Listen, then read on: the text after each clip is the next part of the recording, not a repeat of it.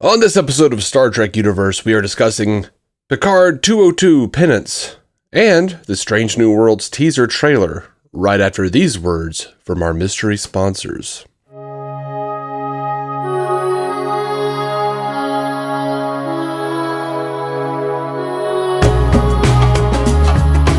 Welcome to Star Trek Universe, the podcast where you get to listen in on this continuing conversation that two lifelong friends have been having since they were 6 years old. My name is Matthew Carroll.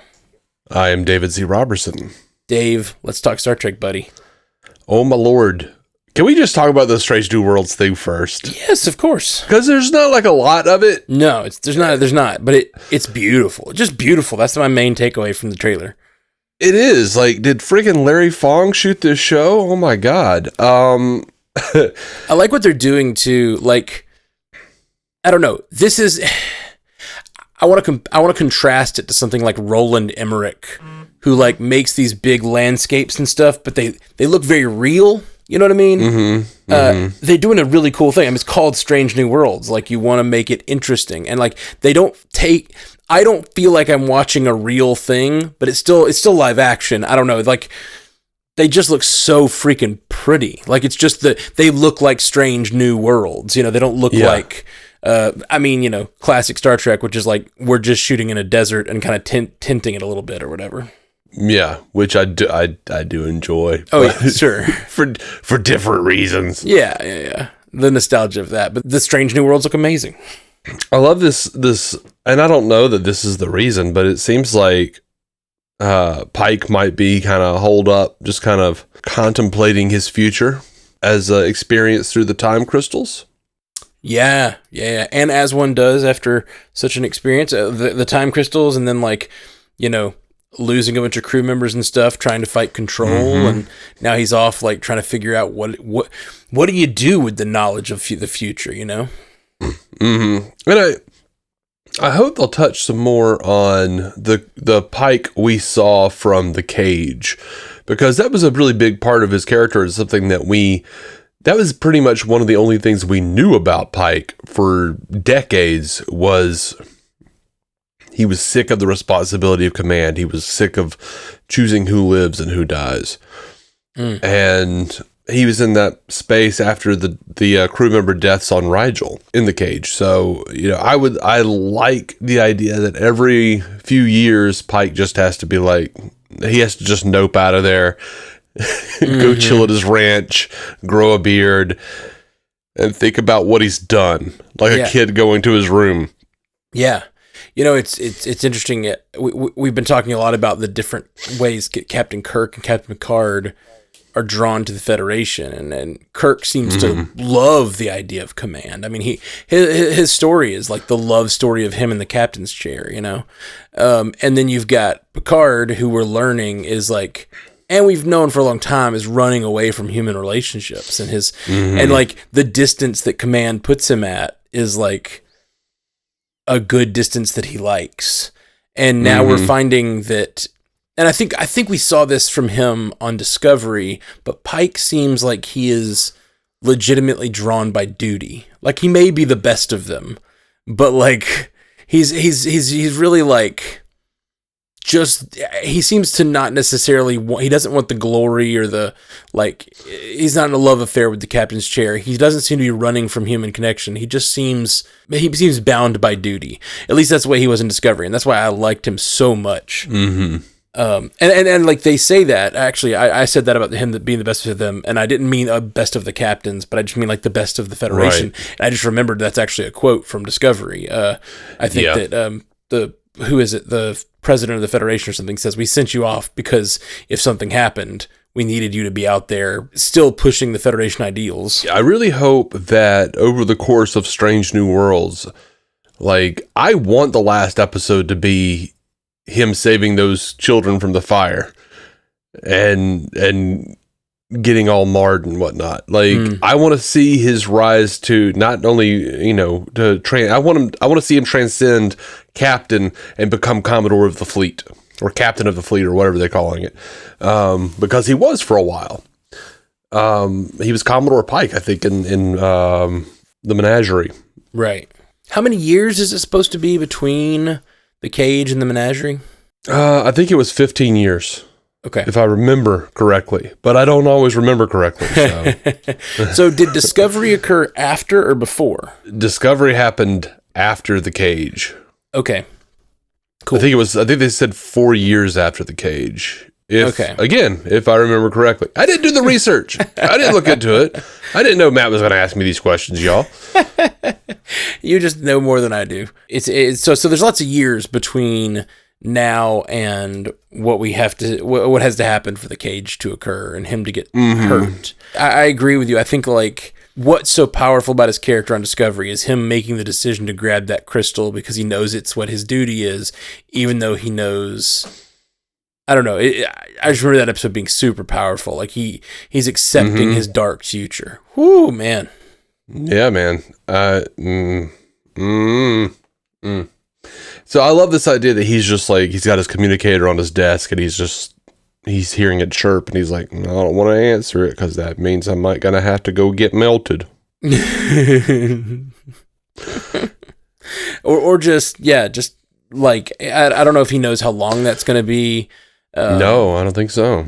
So yeah, it could happen at any moment, but I guess he knows he's an instructor at that point, right? Or something? Or does he?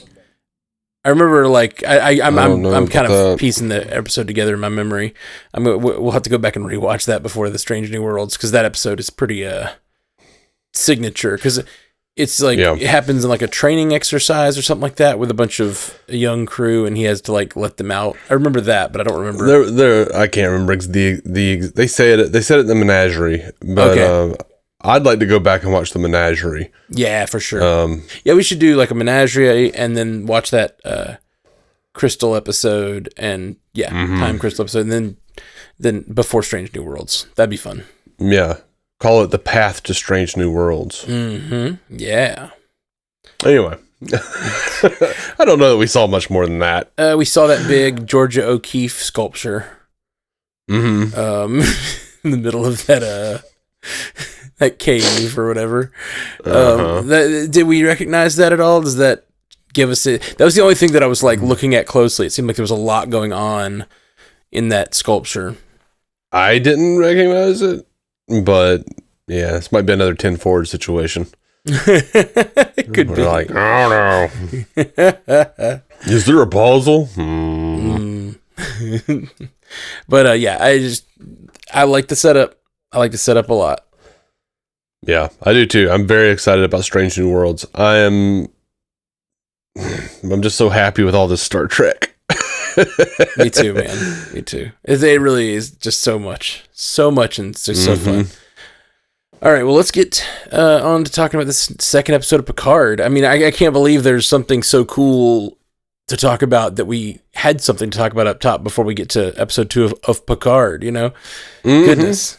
Well, what'd you think of the second episode here? It occurred to me, our friend Jason Smith wrote in and to me and said, this was a great episode. And I thought, it's weird because we review these episode by episode, but I don't feel like this is an episode. And for Picard, even more so than Discovery, feels less like episodes and more like just a mini-series. I agree. I mentioned last week I thought it felt like a movie instead of a TV show, and I agree that this episode feels like another chunk of that movie, another piece of. I mean, like we got in a resolution. Yes, they had to like. I mean, this is the episode where they discover what their alternate reality lives are like, and they have to escape the Confederation. But we don't know where it goes from there, you know? I really just wish they would post all of this at the same time. I know it doesn't work for their algorithm. It doesn't work for their subscription model. Yeah, I get that. And people can save it and watch it that way if they prefer. Obviously, it doesn't work with podcasting, but no, we can't do that.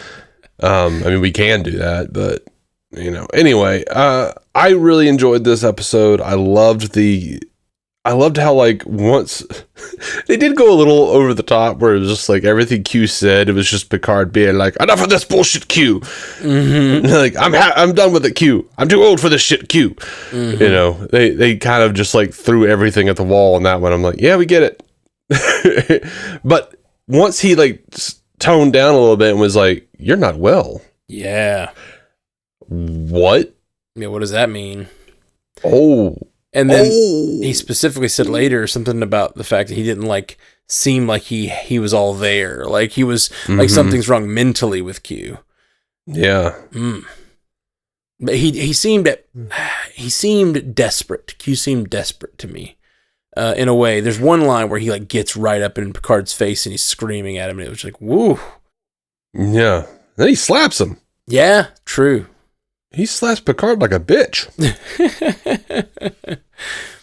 I can't remember if he's been physical with Picard in the past. I wouldn't be surprised. I can't really remember. I don't really remember that. Cisco punched him, and he's like, Picard never punched me. I'm not Picard. We got a Cisco reference.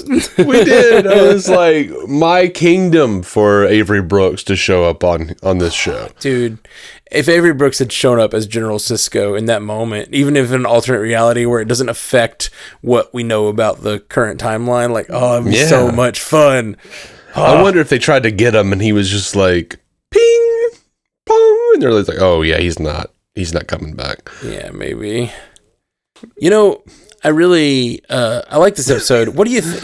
I guess like so we've talked about like how, you know, Star Trek is so expansive with all the time travel that they've had over the years. Time travel works differently at different times. And so sometimes you got the Kelvin timeline type time travel where it goes off and creates a branch timeline. In this case, it's more like Star Trek 4 where they're going back to there's something has happened in the past and now they have to go back and stop it from happening and change their actual timeline. Yeah. Interesting. You know what? It immediately makes me think. What's that? Discovery is going to use it as an excuse to not get to the 10C. Well, the current episode that just came out is called The 10C, so they better get there. I love that they named the episode 10C. I feel like that's directly pointed at me. Listen, if you've fallen off, we're there. We got there. We're gonna see the 10C. For those of you who aren't watching, we're talking about the new season of Discovery. It's concurrently going with this, and they've been kind of waiting to do a big thing, and we're just waiting on it, and hopefully this week. Loving the tones of or just the putting on display how fascist human beings can be and how brutal, how savage, you know, it's it feels relevant for these times. Well, and these times, and also this storyline, this character, I mean, this reminded me so much with the people yelling of Encounter at Farpoint, with all the whatever was like the ancient Earth Empire or whatever in the crooked courts or whatever. Yeah. Yeah. It was so much like that. And you know, it's great. The only thing that made me think of watching this episode, it made me think that like, I know we never actually saw Picard in the alternate timeline in the TV shows, but we heard about it, or we read it in books.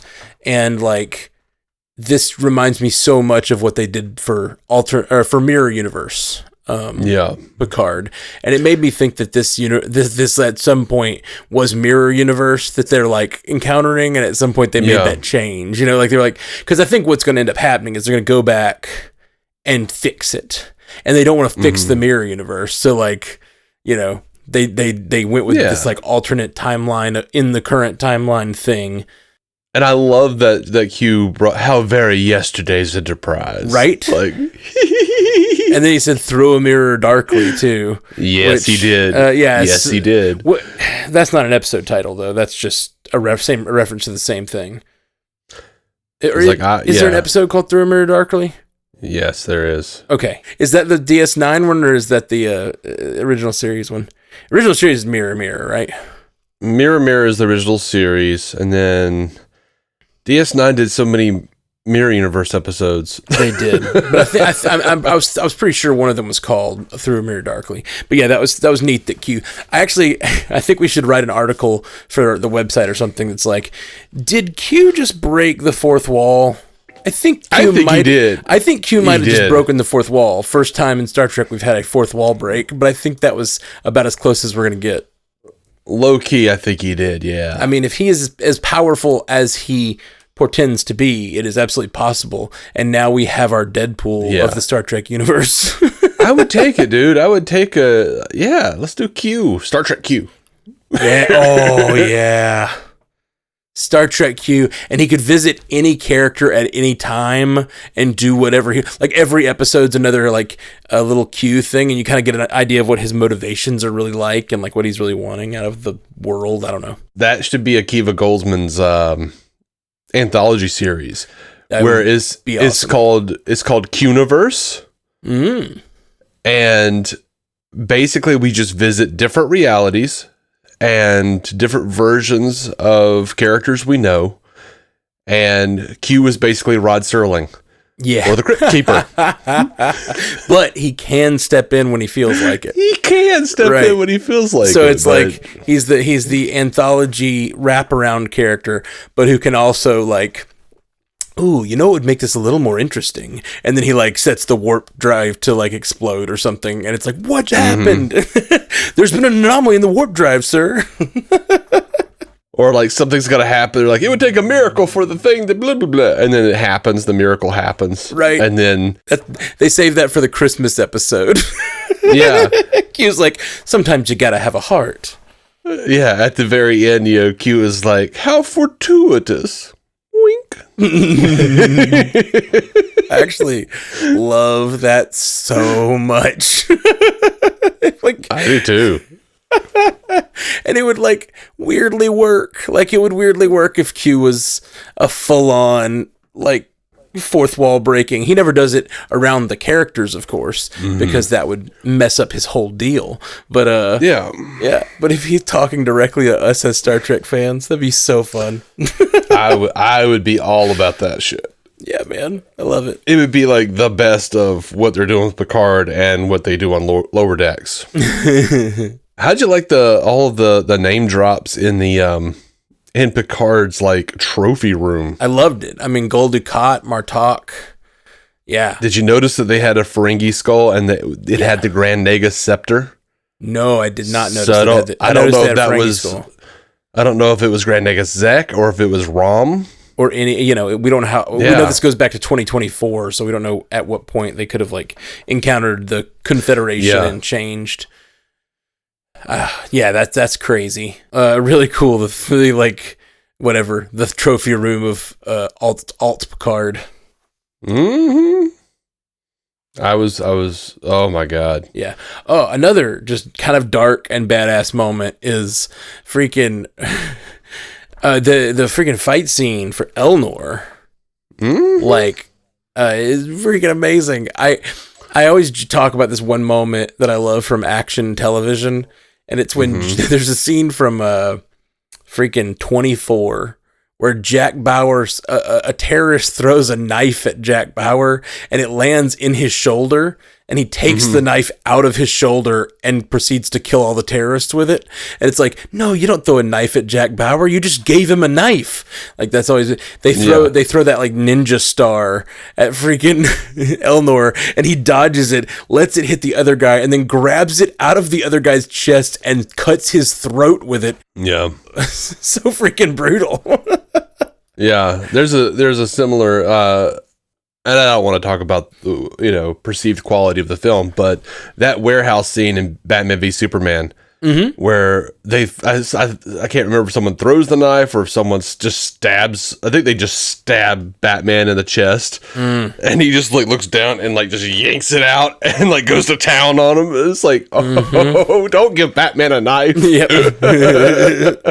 Don't throw a ninja star at Elnor. He's such a badass. And I love that, like, Rafi just kind of, like, unchains him. She's like, they're yours. And, like, gives them to him like a gift. Uh-huh. Oh, it's so good. And then we've got let's see. Girardi, what'd you think of like how she was portrayed this episode? Here is an example of doing awkward correctly. Discovery, because Girardi had a purpose. There was a larger plot. There was a larger purpose. Girardi is awkward, but she wasn't there for awkward's sake.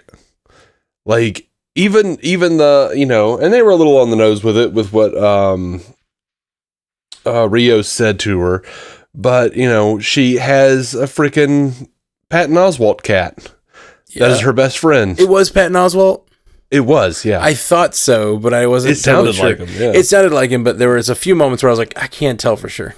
But she relates to synthetics. She relates to, you know, virtual cats more than she does to people. I love it. And she's like, I programmed you, and he's like, obviously, meow.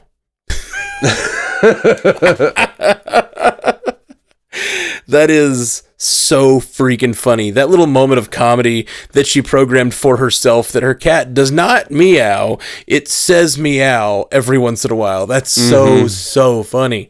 It is. But yeah, I mean, and I'm not trying to, you know, shit on Discovery, but at the same time, they will often just have like, well, we haven't seen a deer for a minute. Let's just have a scene of a deer being awkward. Remember how you guys like that? And, you know, here is just like, here's the situation. We just happen to have an awkward character there. And yes, it is played for laughs a little bit, but also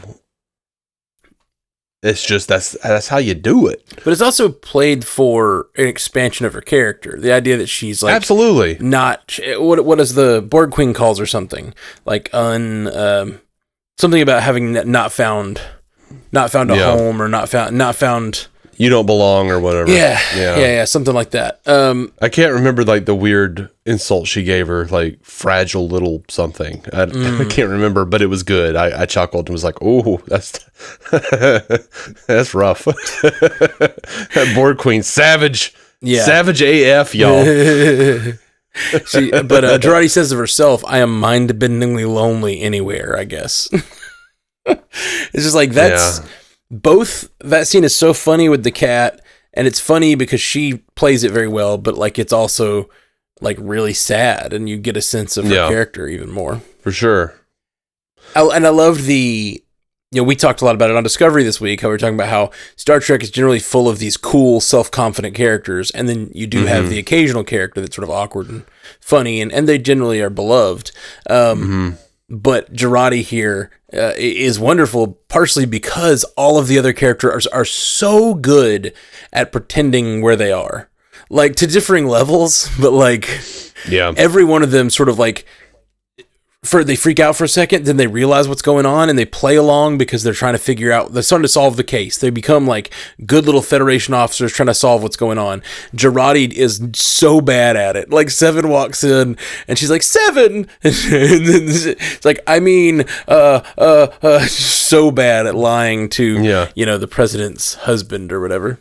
Yeah. My favorite thing that she did this episode was when she goes to that huge rant, that explanation of what they were doing.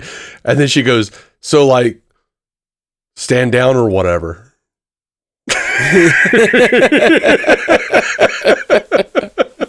Yep. That was really great. Oh man. And let's see who else is out there. I think Rios had a really fun part in this episode. Like, it opening with, he freaked out a little more than most. He was like, what is going on? He asked the person on the screen, like, what are we doing? In the middle of like leading this battle. Yeah. He's like, what is this? And she's like, it's victory, sir. It's like, oh, victory, right. Against the Vulcans. What are your orders? What are my orders? He's like a little bad at it, but not as bad as Girardi, you know? There's like just differing levels of how competent these people are in like a really crazy situation. Yep. I was here for it. I enjoyed the whole thing. And also I got to look at that quote unquote data statue, and it said Adam Sung. Oh, okay. So, and we did see in the trailer that Q would be interacting in 2024 with looks like an predecessor, an ancestor, right? Of probably Dr. Adam Sung. Yeah. Yeah. And we see that the Soong type androids are kind of like running the place, or they're a big part of what's going on. And I'm assuming, they talked about it in a last season episode, how, to do a lot of what the Federation does with manpower supplied by synthetics would be really powerful. And, in this case, you've got all these like, they've probably helped to conquer the galaxy, basically. Yeah. It's pretty wild. Yep. I was talking about the competence of people as they're realizing what's going on. I wanted to mention Seven, because Seven checking for her own reality was awesome. Mm-hmm. I loved all that. She's just like, I don't know. I forget all the things she checks because I'm not 7 of 9, but like, it's just so good. Like her scrawling on that board and being like, okay, my cognition is working. Okay, I can smell. It means it's not a dream. I can do this. It's just super fun. My pain receptors are functioning. Such a Borg way of like solving it. Oh, it's so good. Yeah, I did enjoy that. I love that. I love that the Borg Queen knew that time had been fractured and that they didn't go to Guinan for that. Like, because Guinan knew in yesterday's Enterprise. That's true. I think they will go to her in the past, though. I'm hoping they will. You think? I think they will. I mean, we know she was on Earth in like we said a couple episodes, like the 1800s, and like I think we'll probably see her in the past. I do like that they've basically need the Borg Queen to be the Spock? Yeah, to be the Spock to accomplish the slingshot maneuver, which means, this season might be about, as much as it is about fixing the past, like, you get those episodes where you've got an enemy who you've hated a long time, and then you have to bring them along you have to work with them because of a greater enemy, a greater threat, right? And then eventually they come to respect you come to respect them. We've got the Borg Queen, sort of the quintessential like mind of the collective personified, and she is going to be on an adventure with the crew going to the Earth in the past, Yeah. That sounds like a lot of fun, and it sounds like something that could absolutely bring the Borg to understand humanity and maybe even understand the value of the differences that people have and not unifying everyone as one. Like you could see maybe the Borg itself as personified by the Borg Queen could sort of like learn a lesson here that might, I don't know, could do the thing that this season started with, which is make peace with the Borg. Mm-hmm. That could be rad. It could be. That'd be really, potentially be very interesting. Yeah. And I mean, and that brings me back to my first question in this episode, which is like, what is Picard seeking forgiveness for? Not helping his mother against his father. That would be my first guess. I thought about that. I also thought about, given the Borg context, his hatred of the Borg. He spent like a long, long time hating the Borg. Yeah. But they are people just like him, and he was able to escape the collective, and he never really went back to try to help anyone else. There's that. Like, I don't know what thing that Q is talking about, but Q said this is penance. It's time for you to like seek forgiveness. And he's like, forgiveness for what? And Q just says, I think you know.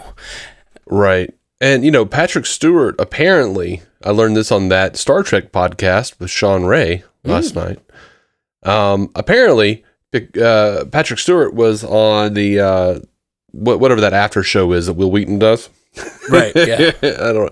And he was saying that Picard's memories with his mother might not have been completely true. Picard might be an unreliable narrator here. Yeah, that makes sense. I was wondering about that and how that his mother getting dragged off by some sort of force seemed like a horror element to me. Yeah, it did. Which means, like, was she dragged off by something else? Was she dragged off by an abusive situation? Like, I don't know. Like, was that being dragged off and taken away? Was that some sort of metaphor? Like, we have seen Picard's mother. We saw her on TNG as an older woman, so I don't think she was murdered. Right. And we've heard Picard talk about her quite a bit. I looked her up on Memory Alpha, and I was like, oh yeah, she's still around, or she was for a while. Okay. So, I think they're going to play into what Patrick Stewart's real life is, because they did often talk about, like, you know, his trouble with his dad, how his mom and dad fought a lot. And they played into it here as well, like about, you know, will that make the screaming go away or whatever. But Patrick Stewart's dad was a soldier, wound up coming back home, and was an alcoholic and used to beat his wife and whatnot. And I think his brother as well. So, and he would see it harmed his relationships with women for his entire adult life, and he looked back at his dad as this monster.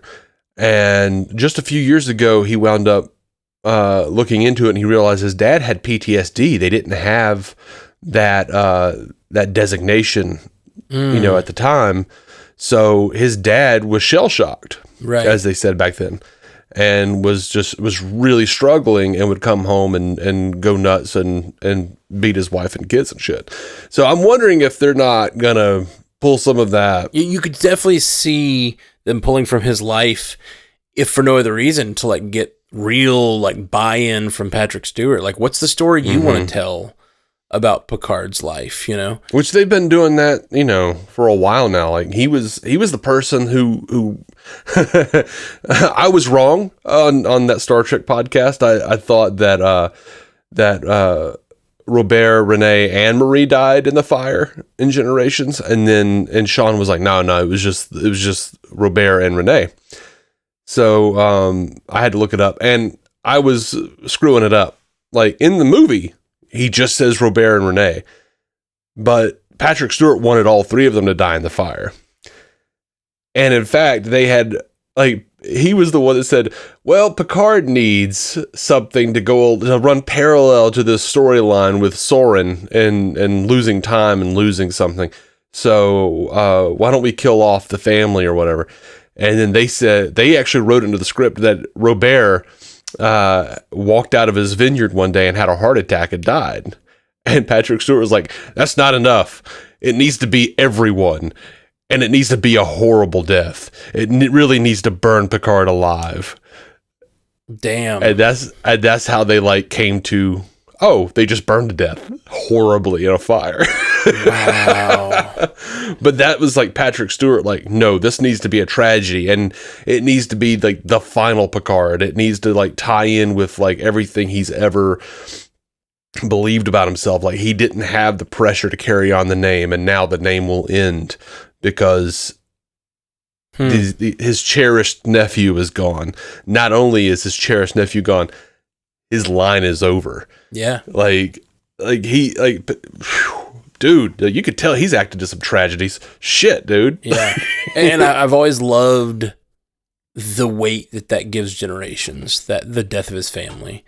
And that is absolutely the best part of Generations. I mean, there's so much of Generations I love. I really love that movie. Me too. But it's fundamentally irreconcilably flawed, but I love that movie, and I don't give a shit. Sure.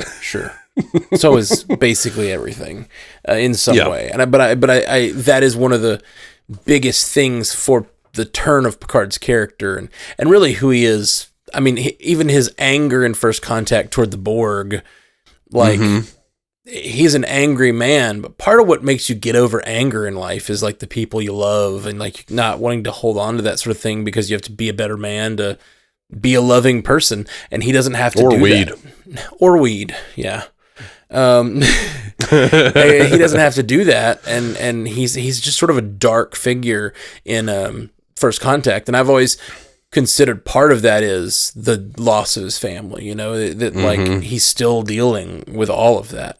It's a really interesting turn, and I think like going back, see, this is what the first season, I really like the first season of Picard, except for a few notes on the ending.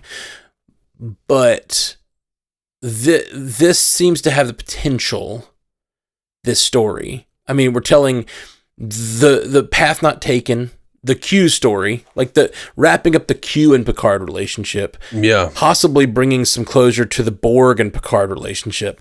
Possibly getting to touch on definitely getting to touch on his family as well, and his history and what that means to him. Like, this season is really shaping up to have a lot of things going on in the mind of Picard that I really want to see. Not to mention the relationship with Data, with getting to talk to or deal with the ancestor of Soong. So yeah, this seems to really, really have a lot going for it. I'm even more excited this week after seeing a second episode. Yeah, it was another fine episode. It's hard to say that it was like an actual episode, but it was a chapter, and it was very good. Yeah. Both of these episodes are definitely snippets of a bigger story. They don't feel as, there's not a lot of closure from anything that happens. I mean, the adventure of getting away from the Confederation, that's brought closure, but nothing else really. So I'm super excited. I liked one of my favorite lines was same crop, different harvest. Yes, or same day, same time, different harvest. That's what it is. Whew, that's I love that. I love the metaphor. It's just really, really good. Yeah, that's it. Same day, different harvest. Woo. So, by the way, the magistrate was Soji's dad in real life. The guy that was married to President 7. Oh, interesting. President Ianaka. Weird. Yeah. I think it's kind of weird that Soji didn't join for the season. She busy, man. She got shit to do. She'll get there. What's she doing? I don't know. She was like hosting like a dinner party. She's like schmoozing it up, man. Right. Oh, I don't know. In the alternate reality. That's what I mean. Like, no, I don't know what she's doing in the alternate reality, but I don't think she's joining for this adventure, is she? Or do we know? Do we have an idea? I don't know. We might see her in the alternate reality and have to deal with like a different version of her. And I doubt it, because it seems like they're trying to get directly to the past, at least for a minute. Yeah, I found it weird when she left the dinner party and they didn't have a reason to write her to take off with Jurati. I guess we're just left to, I guess she's not going to be a regular player on this season, unless there's some sort of like, we play with some idea if she's playing some different character in 2024, but that seems weird. Like, who knows? Maybe she's an ancestor. She's like modeled after an ancestor as well, just like Data is. Maybe those genes are very strong. Yeah, we don't know what the season's path is going to be like. Right. Well, we know they go to 2024 from trailers, and we know that they have now escaped the Confederation. Or did they? What was the last thing that happened? No, they're trapped. They got captured at the end. Yeah, they did. Okay, that's right. Sorry. They beamed aboard the ship, and that's how it ended. I just remember they were all on the ship. I was like, didn't they kind of escape? Are they about to do the slingshot maneuver? No, I love that they brought up like Kirk's Enterprise did it a few times. Yeah, yeah, they did. They did indeed. I find it a little weird though, because like time travel seems like it should have a higher bar, and like if most Vulcans can do it, I don't know if it's just because Spock is that good at doing the math, or if like most Vulcans could probably do the math and go back in time. Well, I don't think he's that great at doing the math. Like, I think there's a, as he says in, I believe in the original series, it was somewhat accidental. They were trying to get close to the sun to kill a virus or something. I can't remember. God, I need to go back. But yeah, there's the whole bit in Star Trek 4 where he was like, there are too many variables. All I can give you is a hunch. And McCoy's like, I think he trusts your hunch more than most people's facts. Mm-hmm. So I think there's a little, it's a little iffy, but right. Anyway. All right. Well, thanks for chatting about Star Trek, Dave. Huh? Well, I said we need to shut it down. I gotta go. Yeah. Thanks for chatting about Star Trek, Dave. I'll talk to you soon. And thanks, guys, for listening. We'll be back soon with a Discovery Take. Peace. Joel on true, and live long and prosper. Right, that thing. Thank you for listening to the Star Trek Universe Podcast, a Stranded Panda production. If you'd like to hear more from David C. Robertson, check out the DC On Screen podcast or maladjusted.tv for his web videos. If you'd like to hear more from Matthew Carroll, check out the Marvel Cinematic Universe podcast or listen to his music. Just search for Matthew Carroll anywhere you get music.